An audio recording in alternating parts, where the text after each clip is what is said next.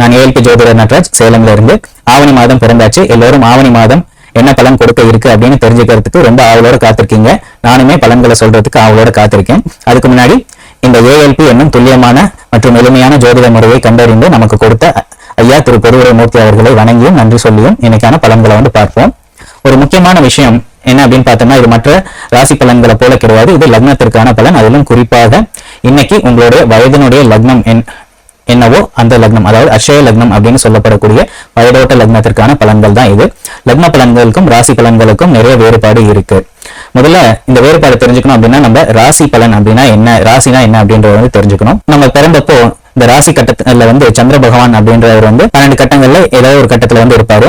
அதுதான் நம்மளுடைய ஜென்ம ராசி அல்லது பிறப்பு கால ராசி அப்படின்னு நம்ம சொல்லுவோம். அந்த சந்திர பகவான் ஒரு நட்சத்திரத்துல நின்னுட்டு இருப்பாரு. அததான் நம்ம ஜென்ம நட்சத்திரம் அல்லது பிறப்பு நட்சத்திரம் அப்படின்ட்டு சொல்லுவோம். இப்போ இதுக்கு நம்ம பலன் பார்த்தோம் அப்படின்னா அது சரி வருமானு கேட்டீங்கன்னா கண்டிப்பாக சரி வராது. இப்போ உதாரணத்துக்கு நம்ம மீன ராசியை எடுத்துப்போம். மீன ராசியில பிறந்தவர்களுக்கு சனி பகவான் மீனத்துல இருக்காரு. இதனால அவங்களுக்கு ஜென்ம சனி நடக்குது, 7 வருடத்திற்கான ஜென்ம சனி நடக்குது அப்படின்னு சொல்லுவாங்க. ஆனா இப்போ அந்த மீன ராசியில் பிறந்தவர்களுக்கு சூரிய தசையோ சந்திர தசையோ அல்லது செவ்வாய் தசையோ நடக்குது அப்படின்னா அவர்களுக்கு சந்திரன் மீனத்தில் கிடையாது. அவர் எங்கிருந்து தசை நடத்துகிறாரோ அந்த ரிஷப ராசியில் தான் அவர் இருப்பார். அப்போ எப்படி இவர்களுக்கு அந்த 7.5 சனி இருக்கு அப்படின்றத நம்ம சொல்ல முடியும்? அது எப்படி அந்த சனி பகவான் பிறந்த கால சந்திரனை இப்போ போயிட்டு இருக்கிற கோச்சார கால சனி பகவான் பிரச்சனைக்கு உள்ளாக்குவார்? இதனால்தான் நிறைய பேர் சொல்லக்கூடிய ராசி பலன் அப்படின்றது சரி வராமல் போகுது. ஜோதிடத்தில் மக்களுக்கு இருக்க நம்பிக்கையும் குறைவதற்கு இதுதான் காரணம். ஏன்னா சந்திரன் அங்க கிடையவே கிடையாது, மீனராசியில அவர் இல்லவே இல்லை. அப்படின்ற பட்சத்தில் எப்படி ஒருத்தங்க சொல்லக்கூடிய அந்த பலன் அப்படின்றது சரியாக வரும்? அந்த பலனை அவரால் எப்படி கொடுக்க முடியும்? இதுதாங்க இங்க பிரச்சனையே. அதுல சில பேர் உங்களுக்கு திடீர் யோகம் வரப்போகுது, கோடியில பொருளை போறீங்க, நீங்க விரும்பியவர்கள் உங்களை தேடி வருவாங்க அப்படின்லாம் சொல்றாங்க. ஆனா இது நடக்குமா அப்படின்னு கேட்டா கண்டிப்பா நடக்கும்.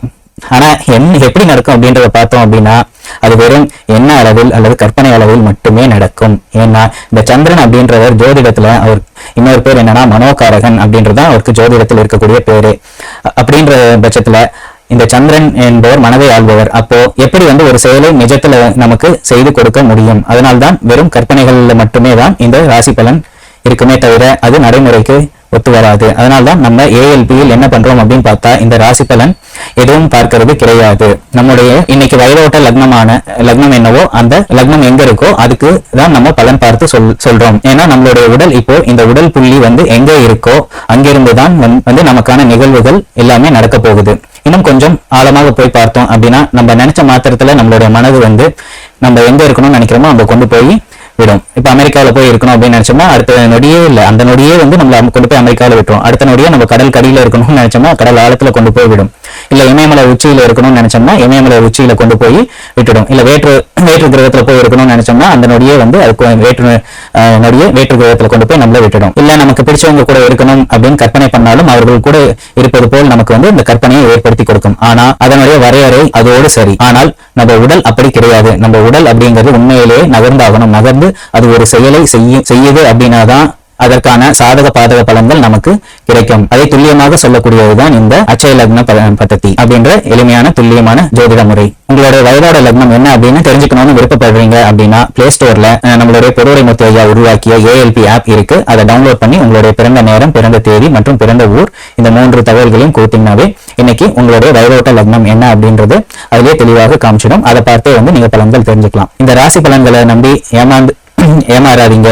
வாங்க நம்ம கோச்சார பலன்களை பத்தி பார்க்கலாம். இன்னொரு முக்கியமான விஷயம், இந்த கோச்சார பலன் அப்படின்றது 10 இருந்து ஒரு 20% வரையில் தான் வேலை செய்யும். அவரவருடைய சுயஜாதகத்தில் இருக்கக்கூடிய பலன்கள் தான் பலமாக இயங்கும். அதற்கு இந்த கோச்சார கிரகங்கள் வழி விடலாமா வேண்டாமா அப்படின்றது 20% தான் முடிவெடுத்து நமக்கு அதுக்கான சாதக பாதக பலன்களை கொடுக்கும். எனவே உங்களுடைய அருகில் இருக்கிற ஏஎல்பி ஜோதிடரை நாடி உங்களுடைய முழு பலன் என்ன அப்படின்றத உங்களுடைய சுயஜாதகத்தை கொடுத்து தெரிஞ்சுக்கோங்க. வாங்க இப்ப உங்களுடைய பலனை பார்ப்போம். மேஷ லக்னம் உடையவர்களுக்கு இந்த லக்னத்தில் 9 நட்சத்திர பாதங்கள் இருக்கு. அஸ்வினி 1, 2, 3, 4, பரணி 1, 2, 3, 4, கார்த்திகை முதல் பாதம். இந்த மாதம் உங்களுடைய லக்னாதிபதி செவ்வாய் பகவான் 3ல இருக்காரு.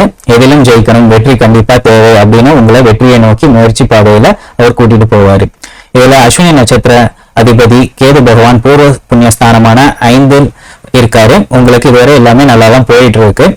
ஆனால் இப்போ சூரிய பகவான் தன்னுடைய ஆட்சி வீடான சிம்மத்திற்கு வந்திருக்காரு.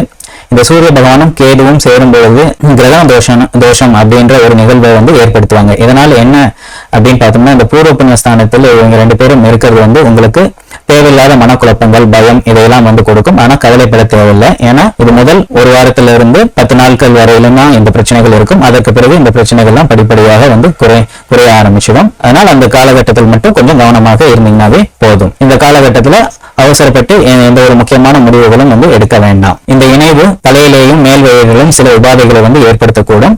பரணி நட்சத்திரக்காரர்கள் ஏஎல்பியாக போறவர்களுக்கு ஏற்கனவே சுக்கிர பகவான் 6ல இருந்துட்டு இருந்திருக்காரு.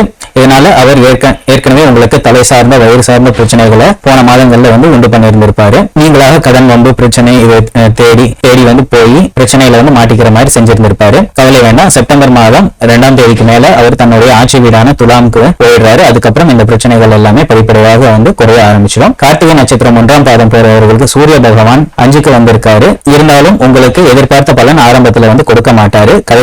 மாத கடைசியில் தான் வந்து உங்களுக்கான பலனை வந்து அவர் கொடுப்பார். அதுவரையிலும் கொஞ்சம் பொறுமையாக நீங்கள் காத்திருக்கணும். அஸ்வினி முதல் 3 பாதங்கள், அஸ்வினி 1, 2, 3 இதுல படிக்கிற வயதில் இருக்கிற மாணவர்களுக்கு இந்த மாதத்தை நீங்கள் வந்து நல்லபடியாக பயன்படுத்திக் கொள்ளலாம்.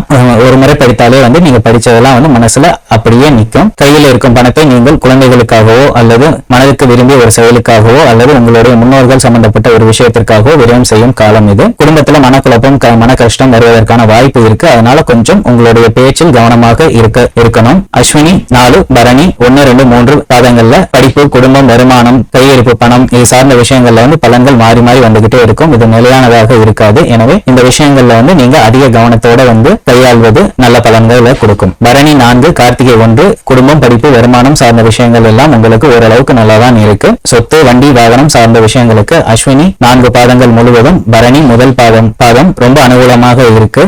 எனவே இந்த காலத்தை அதற்கு பயன்படுத்திக் கொள்ளலாம். திருமண உறவுகள், நண்பர்கள் இதில் எந்த பிரச்சனையும் கிடையாது. திருமணம் தகவல் தொடர்பு மூலமாக மனதுக்கு ஏற்ற வரன் நிச்சயமாக அமையும். மொத்தத்தில் மேஷ அச்சய லக்னம் செல்பவர்களுக்கு இது ஒரு நல்ல அனுகூலமான காலமாகவே இருக்கு. இருந்தாலும் இந்த பலன்கள் எல்லாமே, இந்த கோச்சார பலன்கள் எல்லாமே 10லிருந்து 20% வரைதான் வந்து கோச்சார கிரகங்கள் கொடுக்கும். அதுவும் உங்களுடைய சுயஜாதகம், பிறப்பு கால சுயஜாதகம் வந்து அனுசரித்து அதற்கு அனுமதி கொடுத்தால்தான் இந்த கிரகங்கள் வந்து வழிவிடலையா அப்படின்றத வந்து தெரிஞ்சுக்க முடியும். அதற்காக உங்கள் அருகில் இருக்கும் ஏஎல்பி ஜோதிடரை பார்த்து அவரிடம் உங்கள் ஜாதகத்தை காண்பித்து உங்களுடைய பலன்களை தெரிந்து கொள்ளுங்கள். நன்றி, வணக்கம்.